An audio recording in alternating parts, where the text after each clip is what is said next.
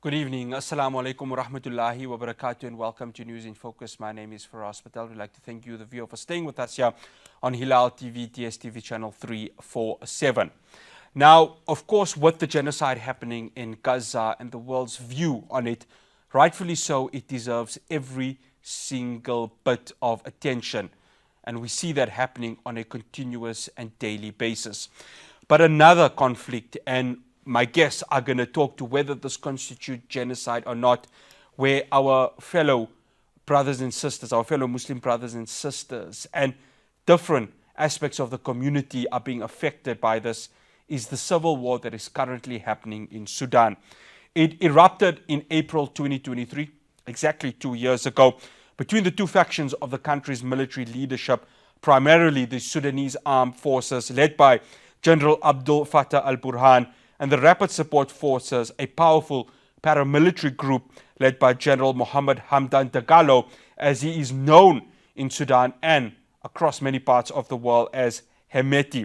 This, of course, had erupted after the 2019 coup d'etat of General Omar al-Bashir. Everyone remembers General Omar al-Bashir 11 years ago, who came to South Africa, had that ICC arrest warrant, and the South African government did not arrest him at that time.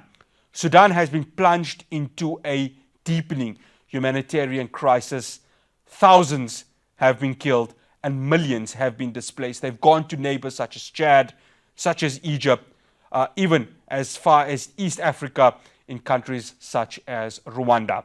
So joining me now to discuss this, I'd like to welcome Dr. Osman Noredin, who's a researcher and lecturer of mathematics at the University of Kwazulu-Natal, and a leader in the Sudanese Congress Party and a member of the Civilian Democratic Alliance of the Revolutionary Forces. He joins me from Pietermaritzburg. And from Johannesburg, I'd like to also welcome Khalid Dhahab, who is a former president of the Sudanese Community in Gauteng and a representative of the Sudan Solidarity Group in South Africa. I'm going to come to you shortly, Khalid. I'm going to start off with Dr. Noredin. Dr. Noredin, assalamu alaikum wa rahmatullahi wa barakatuh. Jazakallah so much for joining us here on News in Focus on Hilaal TV. Walaikum assalam wa jazakallah. Thank you for having us, and also thank you for giving us this opportunity today to give some insight about what is going on in our country, this crisis and the tragedy of the civil war. And thank you for all your listener and watching, those who are listening and watching. No, it's an absolute pleasure. It's an absolute pleasure. Dr. Noredin, let's go to 2019. Of course, we see into late 2018 a lot of protests that are happening. One could term it as citizen revolution. Omar al-Bashir gets overthrown in 2019. Enter General al-Burhan and, of course, Hemeti. Very close, but how much could you as a Sudanese citizen see cracks starting to develop in Sudan with regards to their ideological differences? Thank you. Thank you again, Fahraaz, for that an opportunity and that questions. You know, as a Sudanese civilians, it is a very painful and heartbreaking today to talk about this war, which has been tearing our country apart since April 2023. So for us to come and talk and let the world and the African continent to know what is happening, and all the people who love the peace to understand what let these tragedies happen, and crisis and humanitarian crisis, and also the civil war that's going on in our country. So to answer your questions, this war did not come from out of nowhere. It has some roots, but it starts with a struggling of power between the two military forces. The Sudanese Army Force, known by SAF, which is led by the General Abdel Fattah al-Burhan, and the Rapid Support Force, led by General Muhammad Hamdan Dogolo. For us to understand the bigger picture of this, we have to look at the role of the former regime of Umar al-Bashir, which was thrown by the Sudanese people revolution in 2019. So after that revolutions, we as the Sudanese people, we went to the street to demand change. And we had the real hope of dreaming for a new Sudan that led by the civilians, built based on peace, freedom, and justice, and democracy. And for that, we as the civilians, we came to form a transitional government with these two generals, Abdel Fattah al-Burhan and Muhammad Hamdan Dogolo, who's known as Himiti, to power sharing and form a transitional government. But the power sharing, it doesn't went smoothly because of the influence that al-Bashir regimes and his ideological parties that influence both SAF and RSF. So we know that the things are not going to smoothly. Then they put a lot of obstacles for the transitional government, which led by the Prime Minister, Dr. Abdullah Hamdok, and the Transitional Civilian Council, who led by General Abdel Fattah al-Burhan as a president, and he also somehow appointed Muhammad Hamdan Dogolo as his vice president. So there's a lot of influence that coming from this former regimes, al-Bashir regimes. I have to stop you there, Dr. Noredin, because I need to get Khalid into this conversation, and we're going to touch more on this, Dr. Noredin. Khalid, assalamu alaikum wa rahmatullahi wa barakatuh. Jazakallah so much for joining us. Khalid, what's interesting here is that since the turn of Sudan's independence, there's been coups d'etats amongst coups d'etats, revolutions amongst revolutions. Omar al-Bashir, of course, built this wall surrounding him where it was a sense of, okay, I don't see myself being ousted anytime soon. And he played quite a clever card because he was not ousted in the 30 years since he came into power. Of course, he came back to haunt him in 2019. The history of Sudan and overthrowing, it's been something of an anomaly, hasn't it, Khalid? Because history shows us that it can be repeated. And in this case, even though Omar al-Bashir had 30 years of power, sometimes these things have to come to an end. Wa alaikum salam wa rahmatullahi wa barakatuh.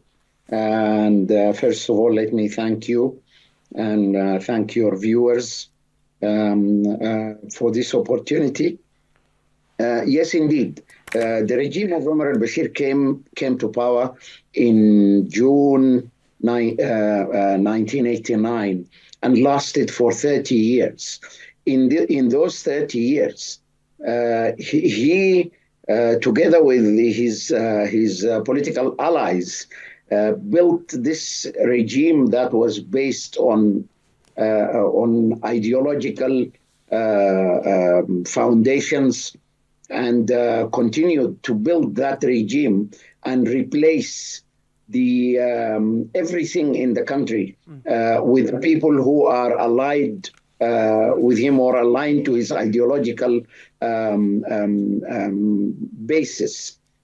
So if we take the army, for example, they got rid of all the officers who were not adhering or who do not have allegiance to his ideological base, and they replaced them with people from his party. The last name that they were operating under was the National Congress Party, and they did the same with the civil service. They did the same with the judiciary. So in 30 years, they effectively replaced everybody who was independent or who was neutral or non-aligned or supporter of any of the other political affiliations with their own people. And that is what actually made the regime stay for 30 years. But despite that, the young people took to the streets and they continuously demonstrated, demanding change, demanding democracy, demanding freedom, demanding peace in the country. And that led, in the end, in 2019, to the downfall of that regime. You correctly mentioned the fact that since Sudan's independence in 1956, 1st of January 1956, and as a matter of fact, even before Independence Day, a civil war erupted in Sudan in August 1955 in the south. And then that continued for many, many years until it was ended by a peace agreement and regional rule in the south in 1972. But then again, by 1983, the south rebelled again. Sure, yes. And the rebellion continued until the comprehensive peace agreement was signed that led to the secession of the southern part of the country. Meanwhile, there were other wars that were taking place in Western Sudan, in the Darfur region, from around 2003 onwards. So we have been in a continuous state of war. And also, there was a vicious circle of civilian rule, military rule, civilian rule, military rule. And the civilians were never given enough chance to actually rule the country. The longest they have ruled was probably 5 years. Khalid, I have to stop you there. All the time. Yeah. Khalid, Yes. I have to stop you there. Unfortunately, we are running out of time for this segment. But after the break, we'll continue this conversation just to get an idea of who the Sudanese armed forces are, who are the rapid support forces, and of course, who's funding one of them, and what is the ulterior motives at the end of the day. After this, we'll be back to discuss the Sudanese Civil War. Do stay tuned. Welcome back to News in Focus. Of course, today's show we are specifically dedicating to the 2 years since the Sudanese Civil War erupted. And of course, it started in April 2023. I'm joined by Dr. Osman Noredin and Khalid Dhahab. Dr. Noredin, I want to come to you. So I want to start off, of course, with events that have happened this week. We've seen the Sudanese armed forces coming into power in the capital city of Khartoum. Talk to us about that and just how they were able to go ahead and actually seize quite an important part. Of course, the parliament is there. It is the capital city at the end of the day. But talk to us about what led to that and how they were able to go ahead and actually seize that part of, or that important part of Sudan. Thank you, Fahraaz, again. And, before we talk about how the Sudanese Armed Force and get to the Republic place. So we need to know what is Sudanese Armed Force as well. So, the Sudanese Armed Force is basically existed since independence of Sudan. And it has the main mandate to defend and defend the border of the country and defend and protect the country.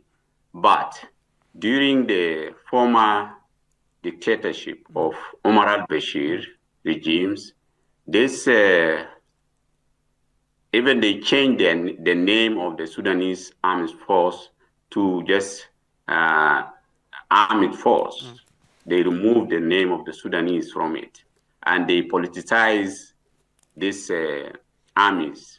And it has been involved in politics and control of economy and so on. So after this war, wrapped with the rapid support forces, which is also we need to define what is rapid support force. Then during the war, there's many alliance that are fighting with this the SAF.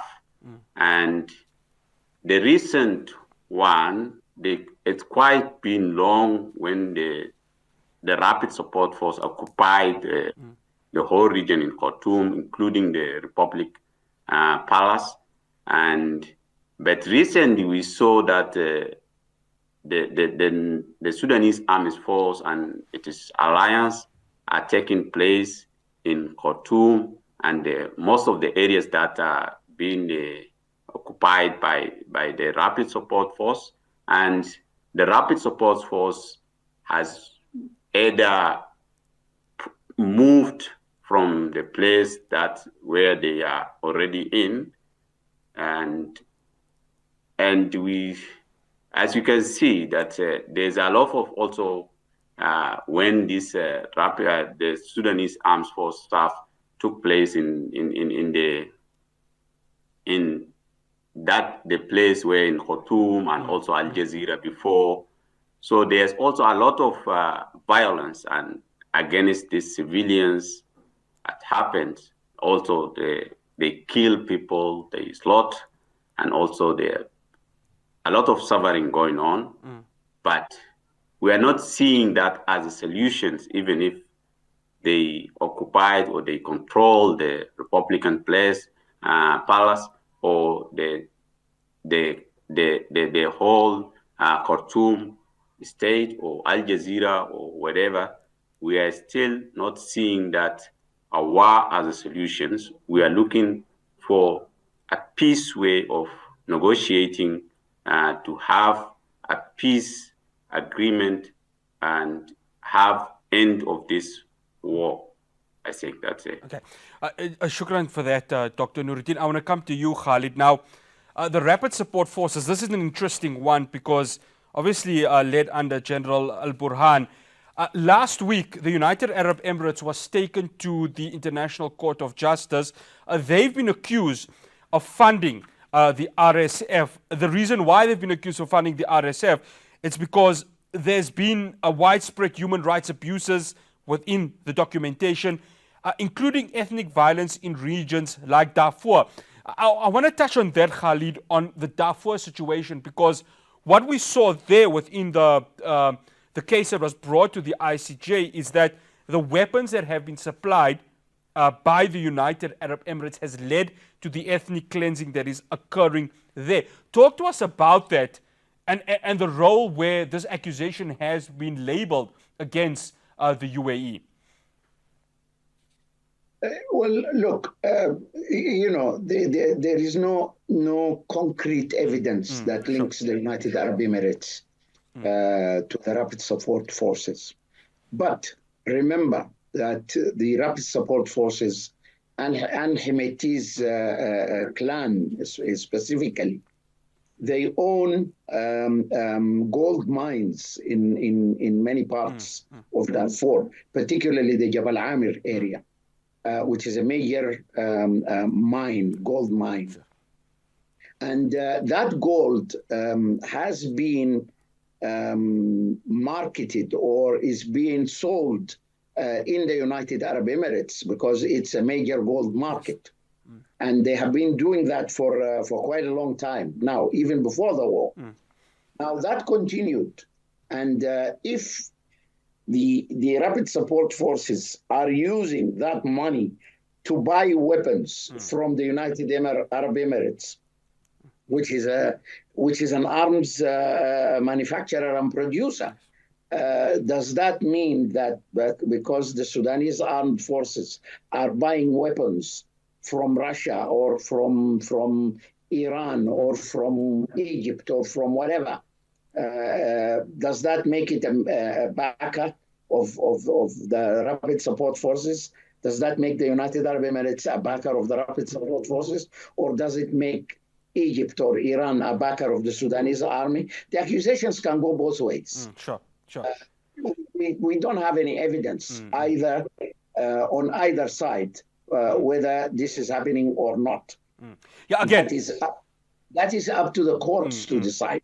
Yeah, maybe the International Court of Justice will come up with something Maybe there will be evidence presented. I don't know. I'm not a legal expert, but we will have to wait and see about that. But there is no doubt that interests, foreign interests, are actually playing a major role in this war in Sudan. The United Arab Emirates, because they want the gold, the Egyptians, on the other hand, because they want to secure the Nile waters, and therefore the Egyptians are fully supporting the Burhan side, whereas the Emiratis are maybe supporting the other side. We don't know. There's no evidence, but there are indicators here and there to link one country or another with this side or with that side. Gentlemen, we've got about 2 minutes each, and I want to come to you, Dr. Noredin, and you're right on there, Khalid, of course. This is currently at the International Court of Justice, and we, of course, will await its findings when the time does come.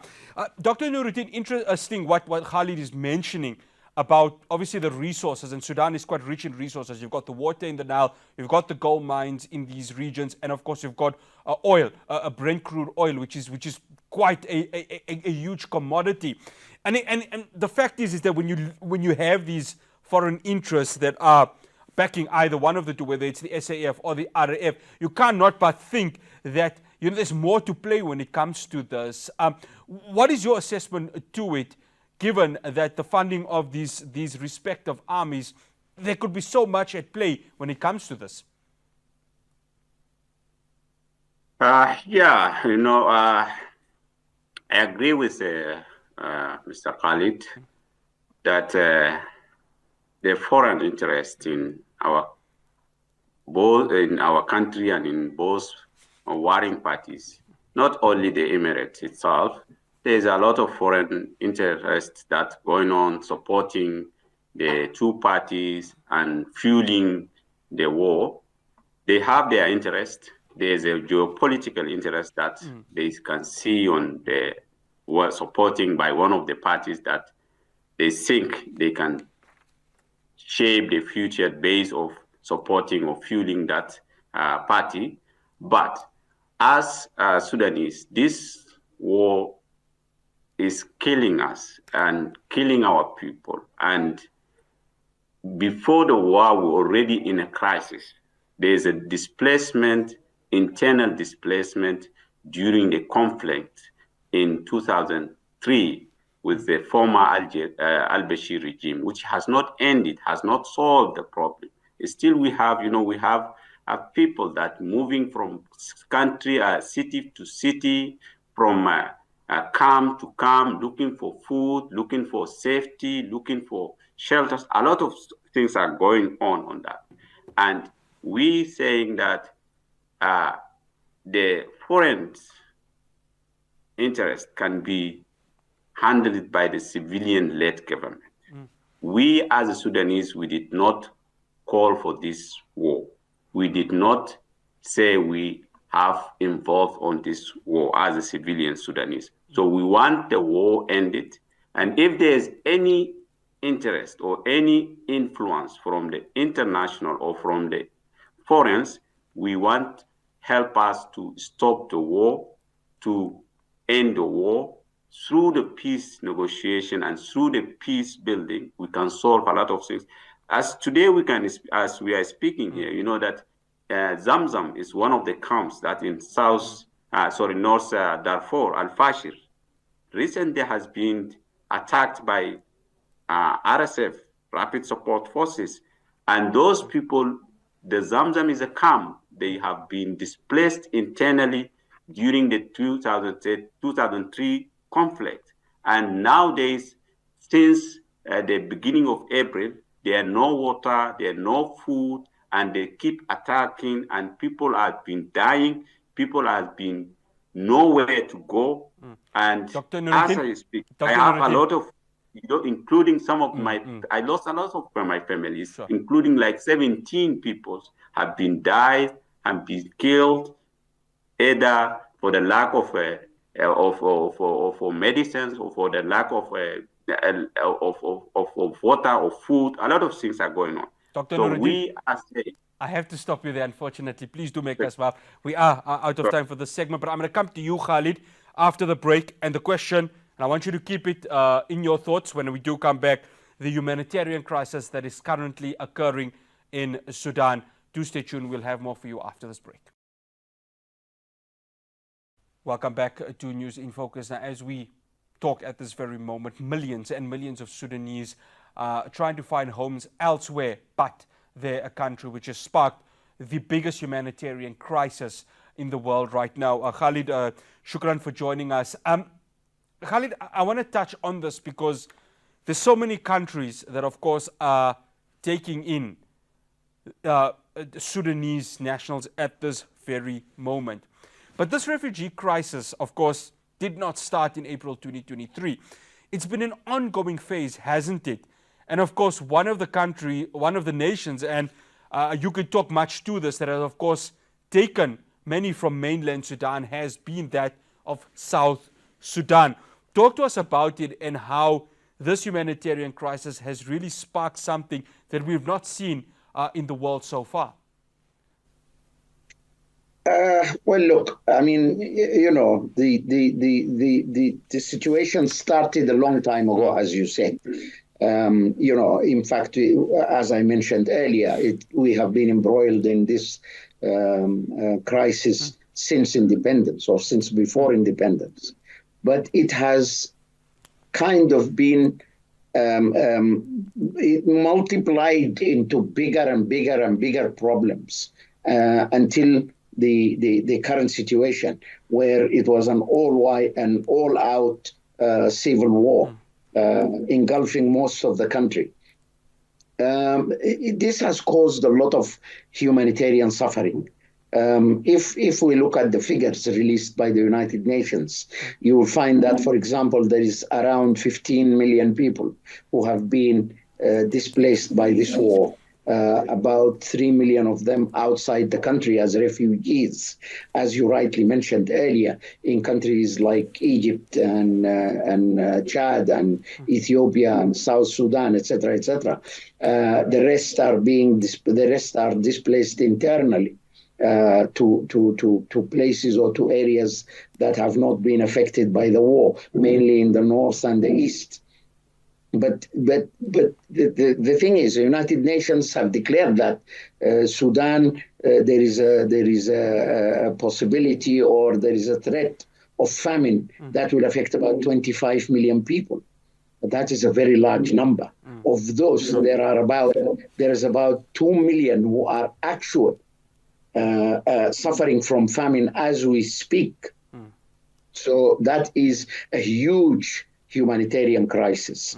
And the problem is the warring parties are not allowing humanitarian aid to come in. They're putting obstacles in front of the aiding agencies and so on.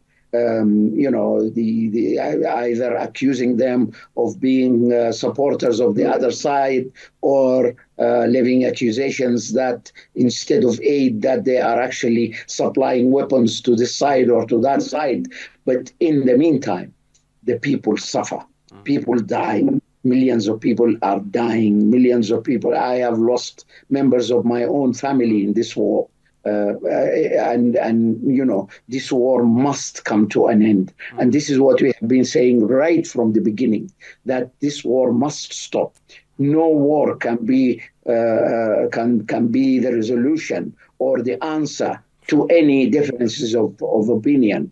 They must come and sit down and talk. They are refusing to do that. And the other thing is, we believe, and I fully agree with my brother Osman, that the answer to this is a civilian democratic government that will handle all these situations, and that will bring peace to the country, and that will get rid of all the hundreds or the tens of militias that we have in this country at the moment. That is not right. You cannot have multiple armies in one country. There has to be only one single army, and that violence has to be controlled by the state, has to be in the hands of the state, not in the hands of militias. But that doesn't mean that the current Sudanese armed forces are the solution, because they need to be some restructuring of that army. They need to be some re-education to that army, so that they can stay away from politics and stay away from involvement in politics and in business.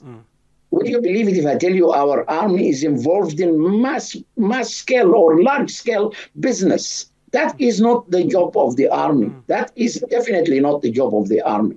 The army is supposed to protect the country from its enemies, but not to point its guns to the people of the country. This is what we have been seeing from the army at the moment. Khalid, so major restructuring that needs to take place. Khalid, I've got 4 minutes for both you and Dr. Noredin. I'm going to start off with Dr. Noredin. Both of you have lost family members during this war. When we look at the definition of genocide, of course, it states that no access to food, no access to water, no access to medical supplies, and the fact that there's ethnic cleansing happening within the communities of a certain land. It's a question for both of you. I'm going to start with you then, Dr. Noredin. As I mentioned, are we seeing a genocide occurring within Sudan right now? And where do you see this genocide happening? Dr. Noredin. Thank you. Yes, I think it's the genocide is there already, and we have saw it before during the conflict that's happened in western side, which is the Darfur side. We saw the genocide, and this has been recorded by and reported by the United Nations.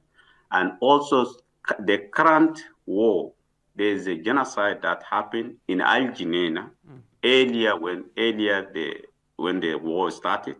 And we also seen as a war going on, there's a killing base of the ethnicity. And people have no food. Both warring parties are not allowing people to get access of the health, of the food, even clean water. There's some situations that for like days, people, they don't have water. Like the situation that happened in Zamzam, as I mentioned in earlier, that in Zamzam, there's no water. There's no access for water. Forget about food, forget about health, forget about medicine. There means, therefore, there's the genocide is happening. There's they are killing people based on their ethnicity, and this is happening even from both sides. From the South side are killing people based on their ethnic, because if you are one of those ethnic that supporting the rapid support force, then if you end up in the hand of this, some of the Sudanese army force or some of their militias, the allies that fighting with, they can kill you based off your ethnicity. Same on the side of the rapid support force. So there's a genocide is going on. There's a killing base of the ethnic base is going on. So we see a lot of crisis and the West humanitarian crisis in the world for today's in 21st century. So we calling upon on the all people, United Nations, AU as a regional body, IGAD, all the international, including South Africa government. We call upon them that they can put a pressure on these warring parties to stop this genocide, to stop this war, end the war, come through negotiations, talk politically, solve these problems through politics, not through guns. And we have seen this as the war continue, there are more genocides coming. Dr. I have to stop. I'm going to ask just 2 minutes from my director, if possible, because I need the similar answer from Khalid. Khalid, I only have just 2 minutes for you. Your answer, is there a genocide happening in Sudan? Yes, it is. It is happening. And like Dr. Osman said, it is happening from both sides. Both sides are killing people based on their ethnic background. Both sides are, there is massive hate speech going on in the social media, even in the official media. There's a lot of hate speech based on ethnicity, based on tribe, based on location, and so on. And both sides are committing genocide against the civilians who have nothing to do with this war. That is the issue. The civilians have nothing to do with this war. But these two people, these two generals and their supporters, who are only fighting because they want to have power. They want to control power in the country. They are killing people, are subjecting the people to a lot, like Osman said, depriving them of water, depriving them of food, depriving them of medical attention. And unfortunately, the international community has been very silent on this. We need the international community to pay attention to what is happening in Sudan and to intervene and stop this, and to try and pressure both sides to reach a negotiated settlement that will lead to the formation of a civilian government, a civilian democratic government that will lead the country into elections and further democratic reform in the country. After the break, we'll continue the conversation, or actually end the conversation with regards to what is it that the international community needs to do, especially from South Africa, which occupies quite an important seat in the African Union. Do stay tuned. Welcome back to News in Focus. We're in the final segment discussing the Sudan Civil War 2 years on. Of course, the international community, AU, African Union, I beg your pardon, United Nations, have always strongly condemned the violence and have called for an immediate cessation of hostilities. But I want to come to you, Khalid, with regards to this, because 11 years ago, we had Omar al-Bashir coming to South Africa, had this ICC arrest warrant. A lot of the African nations looked to South Africa and its current president, President Cyril Ramaphosa, along with the current Minister of International Relations, Ronald Lamola, to go ahead and play a leading role. But is there trust within the Sudanese people, given what had happened 11 years ago with Omar al-Bashir, that South Africa can still be a leader in helping negotiations between these two warring parties? Yes, indeed. South Africa is the biggest country in Africa. It's the most influential country in Africa, and they can play a very positive role in helping alleviate the suffering of the people of Sudan, and in helping to end this war through negotiation by putting pressure. I am aware of organizations such as the Thabo Mbeki Foundation that are involved in trying to bring the two sides together. But I think the government itself needs to engage more openly and more directly through the African Union in putting pressure on these two sides and trying to help negotiate a peaceful solution to the crisis. We know that the African Union has suspended Sudan from its membership because of the illegal seizure of power by the military.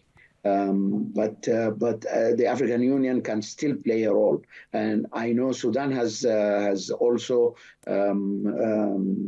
froze its membership in IGAD, which is the regional organization for the Horn of Africa, and but it still can play a role together. African Union, IGAD. You know, we always say African solutions to African problems. I think we can. I think the African Union and IGAD can play a major role. And South Africa here is a leading force within the African Union. I think they can play a very positive role in helping to end this crisis. Dr. Noredin, the United States of America always sees itself as the big brother of the world. If you listen to the rhetoric of Donald Trump, it's quite clear he doesn't really worry about Africa unless it goes ahead and benefiting from whatever aspect it is, whether it's business or political. But I want to talk from a Sudanese perspective of trust within the African Union and the United Nations. Of course, as Khalid had mentioned, the AU has suspended Sudan, but many calls of maybe UN peacekeepers or AU peacekeepers to be deployed in Sudan to go ahead and assist, especially many of those who are displaced. Do Sudanese citizens still have trust within the United Nations and the African Union to assist them in this growing crisis that is occurring? Yeah, that's a bit challenging questions, but in terms of trust, let's say that because we are part of this world and we are part of the United Nations as the Sudanese people, and we are also part of AU as the Sudanese people, not as a government, and we trust these international bodies as a Sudanese. And what we are looking for from the international, either the United Nations and AU, even the United States, so far the politics or the mandate of Donald Trump for Sudan crisis is not clear for us so far, but we are asking that this crisis in Sudan is not a political crisis. It is a humanitarian tragedy. Therefore, we need the involvement, the positive involvement, as my colleague Khalid mentioned. We need the positive involvement of all these bodies, the regional body, IGAD, AU, South Africa also as a leader and influential power in this, and also the United States and United Europe as well. All these internationals on the foreigners who has power to pressure these warring parties to stop the war, and also pressure the foreigners who has interest in fueling these two parties and in fueling the war, so that they should stop fueling each parties. We see that, yes, indeed, the United Arab Emirates has some influence. It's not clear for us, but you can see that there's some influence in the Rapid Support Force and getting some support from there. Also, we see the Sudanese Army Force also getting support from Iran, Russia, and Turkey. A lot of countries, Egypt, a lot of countries that they are supporting these warring parties. So we are saying this international body, we trust on the international body like IGAD, AU, United Nations to play their roles as a leader on this global, to pressure the warring parties to stop this war and pressure the foreigners that fueling the warring parties to stop the war and come to the negotiation and have a peace way of and put our country in the right track in a freedom, justice, peace way, and the civilian-led government. We as the Sudanese, we did not call for this war. We are not part of this war. There's two generals that are fighting, and there's some external or outside interest that fueling. So we have to ask, even we don't have a situation that we are not in the situation that we need to trust or not, because this is a humanitarian crisis. We are not in the situation that can we trust this body or not. We need to ask and they should play their role to stop this war. Dr. Noredin, I've just got 2 minutes for both you and Khalid. I'm going to start off with you, Dr. Noredin. What happens now, 2 years into the war, thousands of innocent civilians killed, millions displaced? What is the hope from you as a Sudanese for a light at the end of the tunnel? Your 2 minutes starts now. Thank you. Yes, we have a hope. As you see, yes, it is a humanitarian crisis, but we see an incredible courage from our people, women leading resistance effort, youth organizations, and resistance committee, political parties, all taking care of each other. They are helping each other in the spirit of Sudan.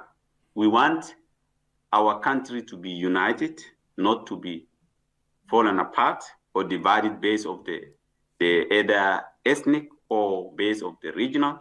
We want our country to be united, and we can see that as Sudanese, we are be able to do that, but with the help of all others, including what the opportunity that you are giving us to say and tell the others, in our brothers in South Africa here, that yes, there's a crisis, there's a humanitarian crisis going on in Sudan.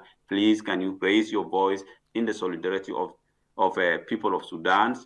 And yeah, we are hoping that, and we're dreaming that, to see one day our countries being united and have a transitional-led government and have one professional army force, not involved in politics, not involved in economic, because all these crises based of involvement of the militaries in politics and in armies. We want that to be end. We want to see a new Sudan that with a peace based on peace and justice and freedom and equality of all its nation. Khalid, your response to close off this panel discussion? Yes, indeed. In 2018, when the young people went to the streets, the slogan was Hurriya, Salam, wa Adala. Yes. That is freedom, peace, and justice. And that is what the young people were calling for. And that remains the main slogan. And I think that is what we want to see. We want to see freedom. We want to see justice. We want to see peace. We want democracy. We want a civilian government, a civilian-led government that can steer the country into the world and steer the country into peace and into a lasting democratic and united Sudan. We do not want to see our country falling apart. We have lost one part of the country already due to the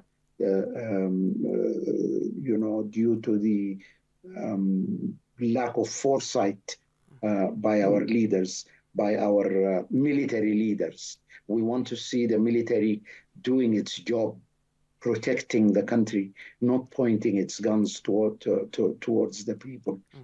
We want a professional army, and that is what we are asking for: freedom, peace, and justice.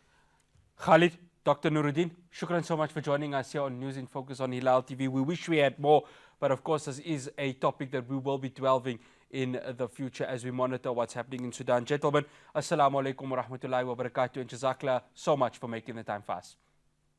Thank you, and jazakallah for having us, also for this opportunity to tell our stories of this humanitarian crisis in the people in South Africa and everywhere. Thank you very much. Ameen. You are welcome. That's Dr. Osman Noredin, researcher, lecturer of mathematics at the University of Kwazulu-Natal, and a leader in the Sudanese Congress Party and a member of the Civilian Democratic Alliance of the Revolutionary Forces, and of course Khalid Dhahab, the former president of the Sudanese Community in Gauteng and a representative of the Sudan Solidarity Group in South Africa. He's also served as a former United Nations and African Union official and currently is a strategic communications consultant. That's all we have for you here on News in Focus from myself, Fahraaz Patel, and the rest of the team in Johannesburg. Assalamu alaikum wa rahmatullahi wa barakatuh.